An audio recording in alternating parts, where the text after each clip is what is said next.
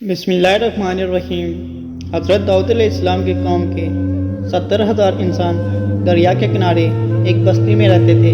ان پر خدا کی بہت رحمتیں تھیں، اور جب ان پر خدا کی رحمتیں برستی رہی تو وہ لوگ خدا سے غافل ہو گئے اور اپنی دنیا میں مگن ہو گئے۔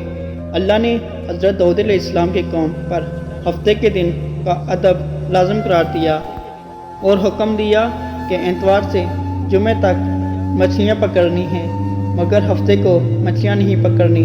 حضرت داؤد علیہ السلام کی قوم نے اتوار سے جمعہ تک مچھلیاں پکڑنا شروع کر دی، مگر ہفتے کو مچھلیاں دریا میں زیادہ ہوتی اور باقی کے 6 دن کم ہوتی۔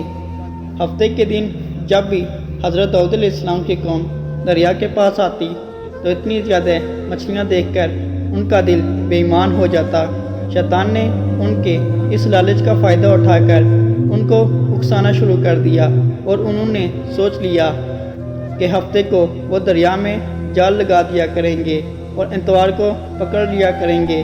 اسی طرح کچھ لوگوں نے جال لگا لیے اور کچھ لوگوں نے چھوٹے چھوٹے حوض گھر تک بنا لیے اور اس حوض کا دریا تک راستہ بنا لیا، اور ہفتے کو مچھلیاں جب اس حوض اور جال میں آ جاتی تو وہ پکا کر کھا لیتے۔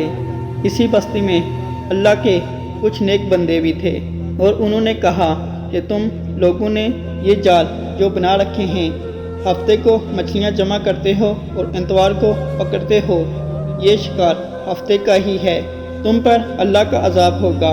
تم لوگ گناہ کرنے سے باز نہیں آئے۔ تو وہ لوگ ہنسنے لگے اور کہنے لگے، ہماری جو مرضی ہم وہ کریں گے۔ اس بستی میں 3 قسم کے گروہ تھے، ایک وہ جو اس گناہ کی شروعات کر چکے تھے، اور دوسرے وہ جوان کی اصلاح کرتے تھے، اور تیسرے وہ جو اللہ سے ڈرتے تھے، جن کو اللہ کا خوف تھا۔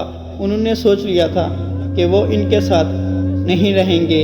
انہوں نے بستی کے درمیان میں اینٹوں سے دیوار بنانا شروع کر دی اور بستی کو 2 حصوں میں تقسیم کر دیا۔